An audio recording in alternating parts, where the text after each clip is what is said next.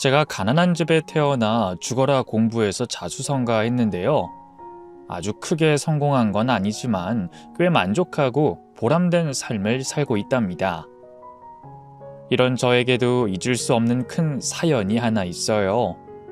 바로 배우자 문제죠.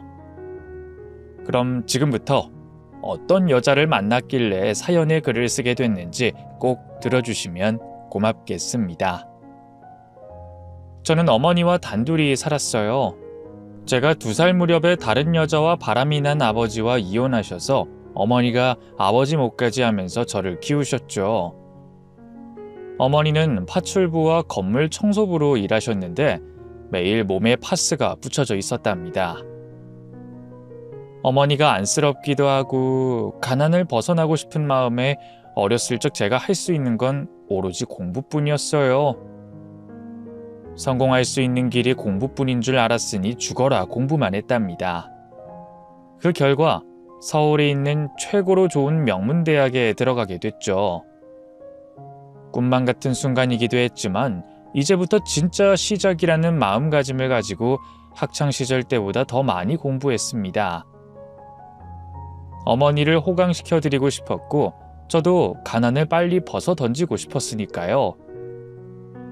그렇게 대학과 군대를 다녀와서 20대 후반이 됐고 가장 돈을 잘 번다는 증권사에 취직했습니다.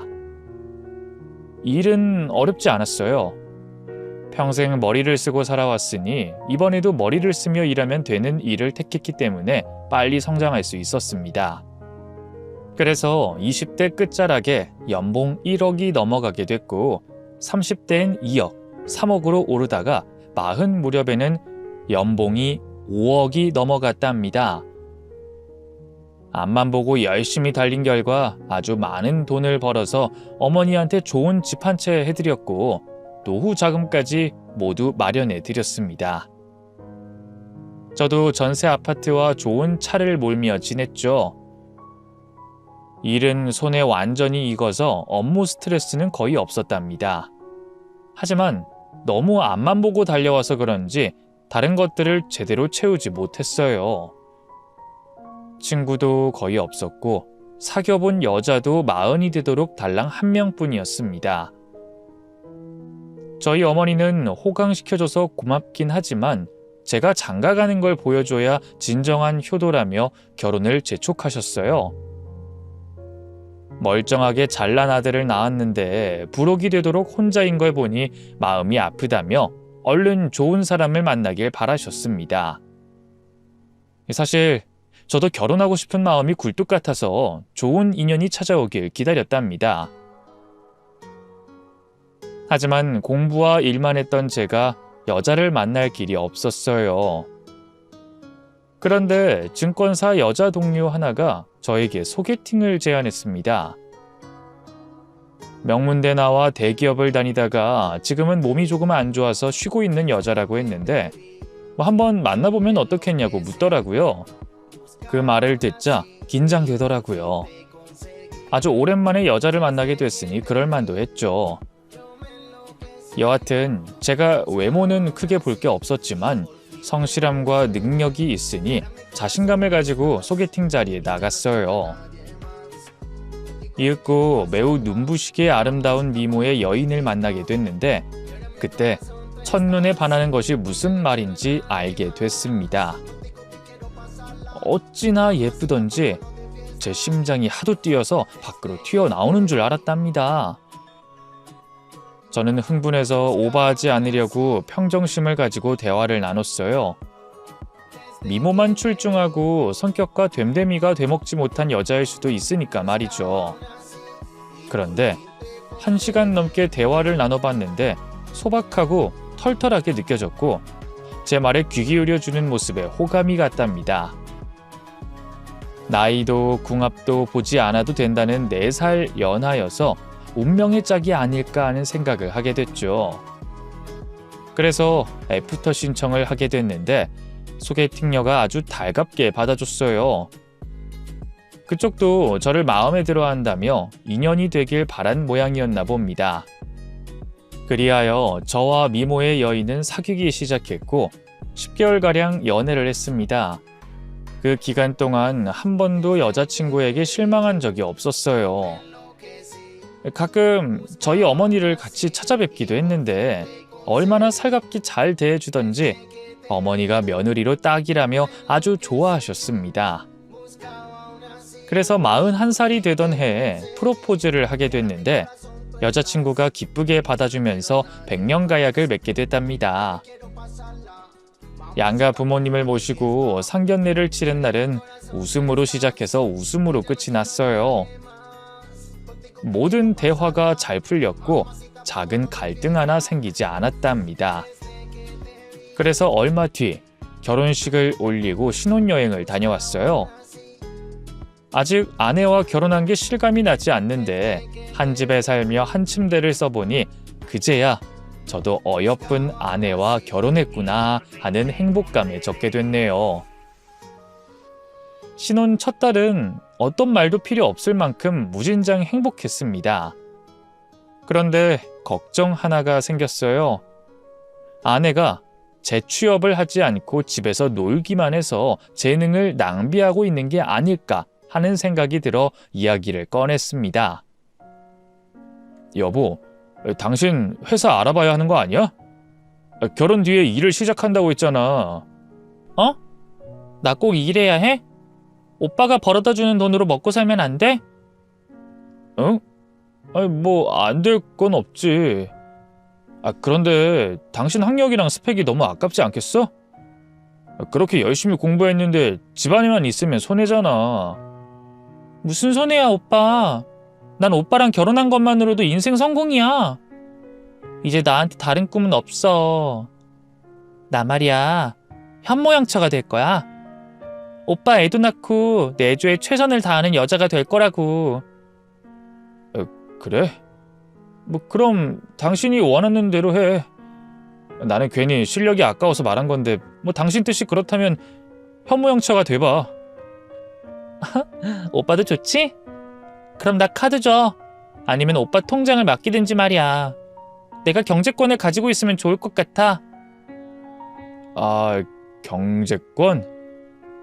여보, 내가 일 때문에 입출금이 많아서 그건 안 될 것 같아. 대신 생활비 넉넉하게 주고 신용카드도 줄게. 모자라면 그때그때 말해주면 내가 채워줄게. 좋아. 그럼 이 몸이 앞으로 살림꾼이 돼보겠어? 그렇게 아내에게 경제권을 넘겨주지 않고 카드와 생활비를 주는 것으로 협의를 했답니다. 저는 별 걱정하지 않고 아내에게 카드를 줬는데 그게 화근이 될 거라고는 상상도 못했습니다. 다음 달에 카드 명세서가 날라왔는데 무려 800만 원을 썼더라고요. 집안 살림에 쓰인 돈은 미미했고 자기 치장하는데 카드를 실컷 긁었어요. 저는 씀씀이가 왜 이리 크냐고 볼멘 소리를 했습니다. 여보, 그 카드값이 너무 많이 나왔어. 소비를 좀 줄여야 할 것 같은데. 뭐?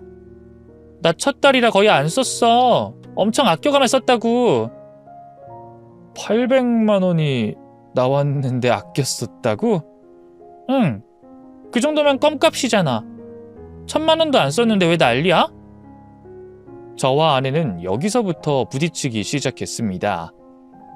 제가 한 달에 800만 원은 너무 과하다고 설명하며 한 달에 300만 원으로 줄이라고 설득했어요.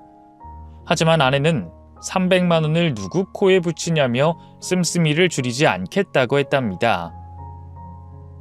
제가 능력이 되긴 하지만 이렇게 낭비하며 살아본 적이 없어서 이해를 못했는데 아내는 그 정도 소비는 당연한 거라며 도리어 저에게 가르치는 말을 늘어놨답니다. 오빠, 돈도 잘 벌면서 왜 나더러 아껴 쓰라는 거야? 우리 부부야. 나 오빠 마누라라고. 내가 돈 쓰는 게 아까우면 결혼하지 말았어야지. 오빠 이렇게 치사한 사람이었어?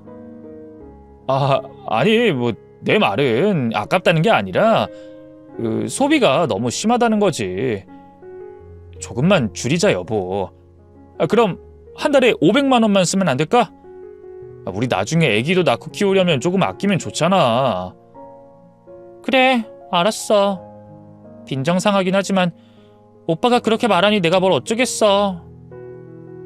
아내는 기분 나빠하며 소비를 조금 줄이기로 했지만 달라지는 건 없었어요. 오히려 씀씀이가 더 커져서 미치겠더라고요. 아내에게 준 카드 한도가 1,000만 원이었는데 백화점에 다녀온 아내가 한도를 올려달라고 요구했답니다. 저는 당연히 안 된다고 잘라 말했고 지금 쓰는 카드도 한도를 줄이겠다고 통보했어요. 아무리 제가 돈을 잘 벌어도 이런 식이면 돈을 어떻게 모으겠냐고 하면서 제발 소비를 줄여달라고 말했답니다. 그러자 아내는 퉁명스럽게 알겠다고 대답하더니 한동안 카드를 쓰지 않았습니다. 제가 싫은 소리를 몇 번 했지만 이렇게라도 소비가 줄어드니 다행이라는 생각이었죠. 그런데 얼마 뒤 아내가 카드 한도만큼 쇼핑을 하더니 현금 서비스로 1,000만 원을 더 썼더군요. 결혼 전 소박한 모습은 제 완벽한 착각이었습니다. 아내에게 카드 명세서를 보여주며 왜 이렇게 썼냐고 했더니 도리어 저에게 윽박질렀어요. 당신이 한 달에 5,000만 원을 버는데 그깟 1,000몇백만 원 썼다고 이 난리를 쳐? 나 정도 되는 여자랑 결혼했으면 대가를 치러야 하는 게 기본 아니야? 뭐? 당신 같은 여자? 당신이 어떤 여잔데? 그걸 내 입으로 말해야 해? 내 앞에 줄 서는 남자가 한둘이었는 줄 알아? 돈 많은 남자가 한 번만 만나달라고 하는 걸 다 뿌리치고 당신과 결혼했다고. 그럼 나 같은 여자랑 결혼했으면 고마운 줄 알고 떠받들어 살아야 하는 거 아니야? 그래, 고맙다. 예쁘고 잘난 네가 나랑 결혼해줘서 아주 고맙다. 그런데 이런 식으로는 못 살아. 난 가난하게 성장해서 그런지 이렇게 돈을 흥청망청 쓰면서 살 수 없다고. 카드 내놔. 앞으로는 내가 주는 생활비 외에 한 푼도 줄 수 없어. 이런 식으로 나오겠다? 그래, 좋아. 당신 후회하게 만들어주겠어. 아내는 저를 쏘아보며 카드를 돌려줬고 그날 이후로 저와 대화를 한마디도 하지 않았답니다. 저는 아내의 버릇을 고쳐주려고 똑같이 말하지 않고 각방을 쓰면서 지냈어요. 그런데 보름쯤 지나자 아내가 거실 소파에서 자고 있는 저를 유혹하더군요. 오빠, 우리 오랜만에 뜨거운 밤 보낼까? 나 없이 혼자 자는 거 힘들지 않았어? 아니, 혼자 자는 거 많이 외로웠지. 사실 참기 힘들었어. 여보, 고마워. 그럼 우리 침대로 갈까? 응. 그런데 오빠 카드 좀 주라. 나 사고 싶은 거 있는데 못 사고 있으니까 손이 근질근질해. 아내는 유혹하는 대가로 카드를 달라고 하더군요. 그러자 저는 어이가 없어서 이렇게 말했습니다. 그러니까 당신은 지금 카드 돌려받으려고 날 유혹한 거야? 진짜 가지가지 한다. 뭐? 난 당신이랑 화해하려고 이러는데 그깟 카드 달라고 했다고 날 이상한 여자 취급을 해? 됐어. 안 하면 될 거 아니야. 그렇게 아내는 다시 방으로 들어갔습니다.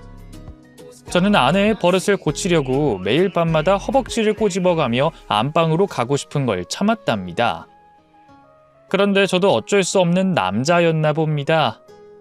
얼마 뒤 외로운 밤을 참지 못하고 안방으로 들어가 아내의 옆에 누웠어요. 아내도 그동안 저를 기다렸는지 아무 말 없이 저를 받아줬죠. 저희는 그날 밤 한숨도 자지 않고 사랑을 나눴답니다. 그리고 나서 아내는 저에게 돈을 요구하더군요. 오빠, 좋았지? 그럼 나 용돈 좀 주라. 한 1,000만 원만 주면 안 돼? 명품백 하나 사줘. 뭐? 너 지금 잠자리 했다고 돈 달라는 거야? 네가 무슨 술집 여자야? 술집 여자? 이 인간이 정말. 야, 마누라가 남편한테 백 하나 사달라고 했다고 술집 여자 취급하냐? 에이씨, 됐어. 너같이 무드 없고 눈치 없는 놈이랑은 한방 쓰기 싫어. 당장 나가. 제가 말이 헛나와 상처를 주긴 했지만 아내가 한 행동이 어이가 없는 건 맞지 않나요?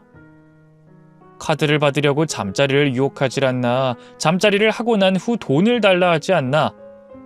아휴, 아내가 이런 여자인 걸 왜 진작에 몰라봤는지 한이 됐답니다.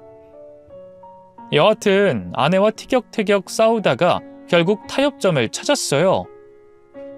제가 능력이 아주 없는 게 아니기 때문에 카드 한도 500만 원을 맞춰 쓰라고 했고 생활비도 똑같이 넉넉하게 주기로 했습니다. 그런데 아내는 한 달 만에 현금 서비스를 여러 차례 받아 사치를 부리더군요. 제발 그러지 말라고 귀에 딱지가 않도록 말했지만 도통 사치가 줄어들지 않았습니다.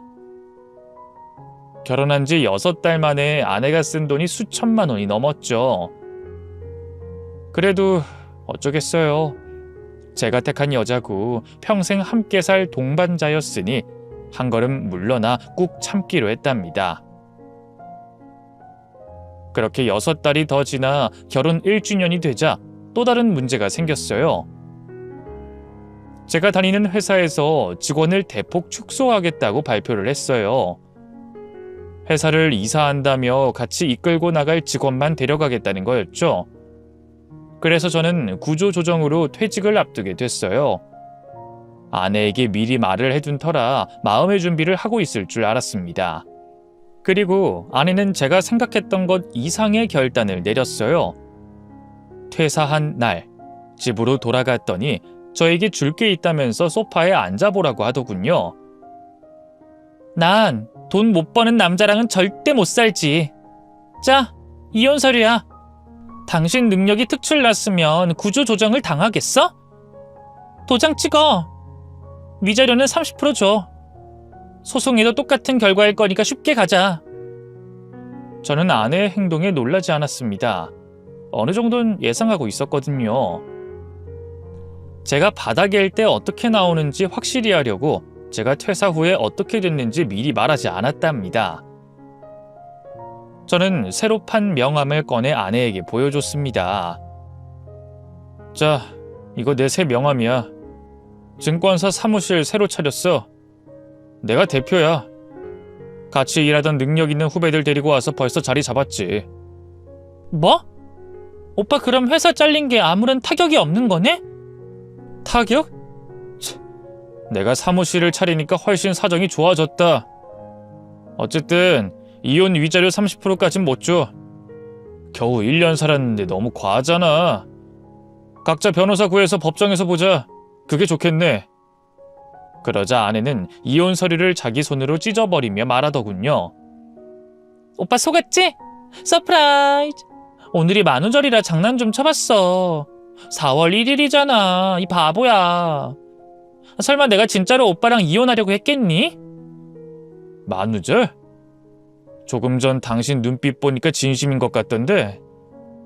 그리고 내가 회사에서 잘린 날 이혼 서류를 들이미는데 이걸 장난으로 받아들여야 하나? 기분 더럽네. 그러자 아내가 눈시울을 붉히며 훌쩍거렸습니다. 오빠 너무해. 내가 만우절이어서 장난 좀 친 건데 이런 식으로 나오는 거야? 미안해. 내 장난이 심했어. 오빠, 나는 오빠랑 이혼할 마음 없어. 늙어 죽을 때까지 오빠 마누라로 살 거라고. 이게 내 진심이야.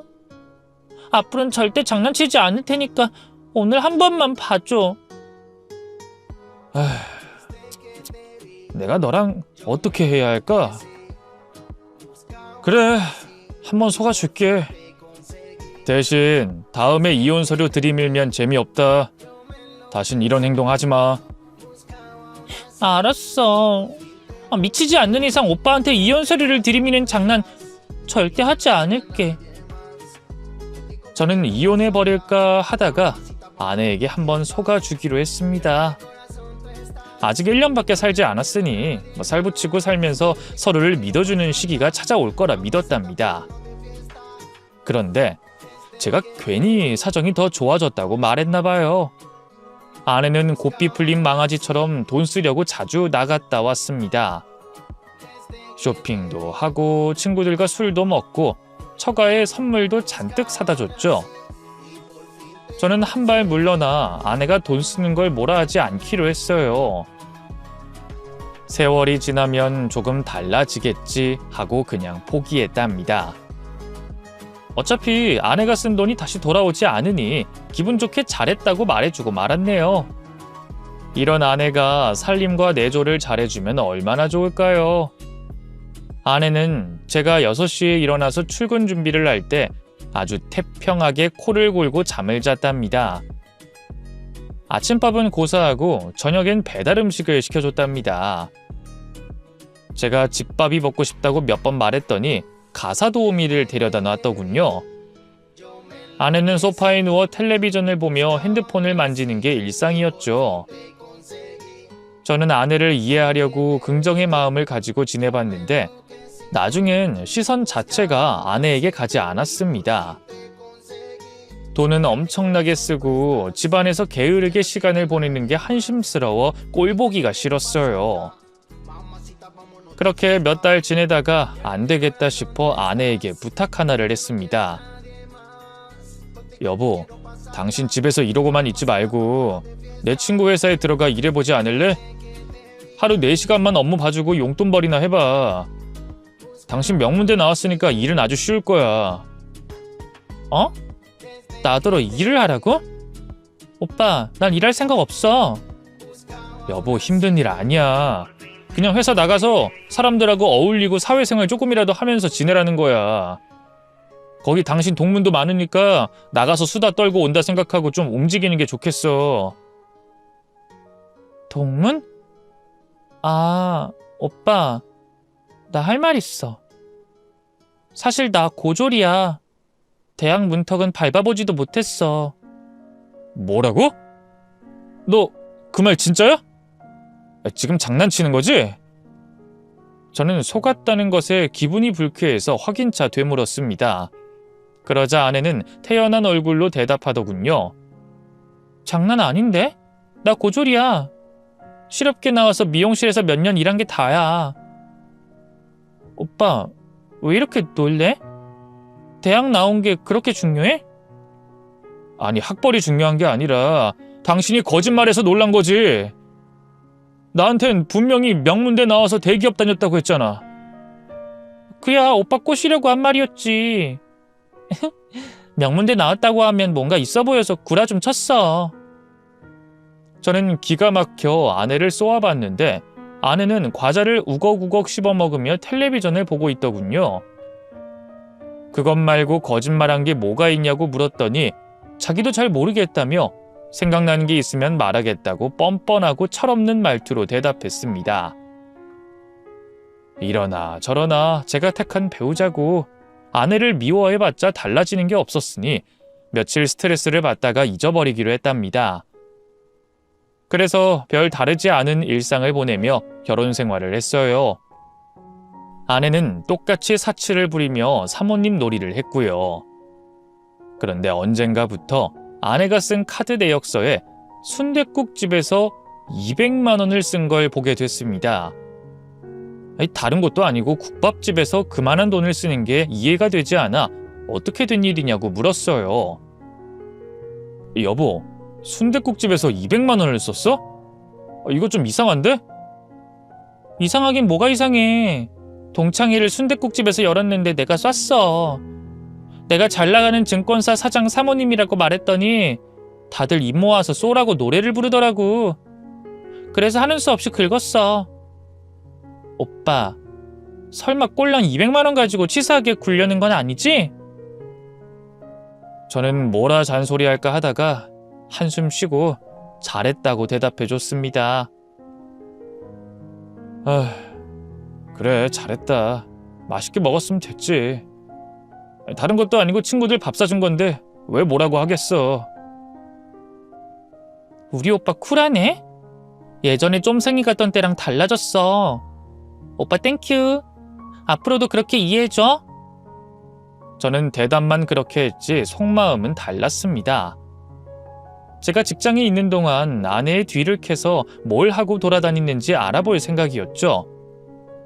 그렇게 몇 주가 지나고 퇴근해서 집에 갔더니 아내가 온갖 인상을 쓰며 이혼 서류를 들이밀며 소리를 지르더군요. 당신 웃긴다. 오늘 내가 오빠 사무실에 들렀는데 폐업했더라? 경비한테 물어보니까 망해서 방 뺐다며. 그러면서 돈 잘 버는 척 그렇게 한 거야? 내 사무실에 왔었어? 왜? 무슨 일로? 지금 그게 중요해? 당신이 망했다는 게 중요한 거지. 이거 받아. 난 돈 못 버는 남자랑은 절대 못 살아. 이혼 서류에 도장 찍고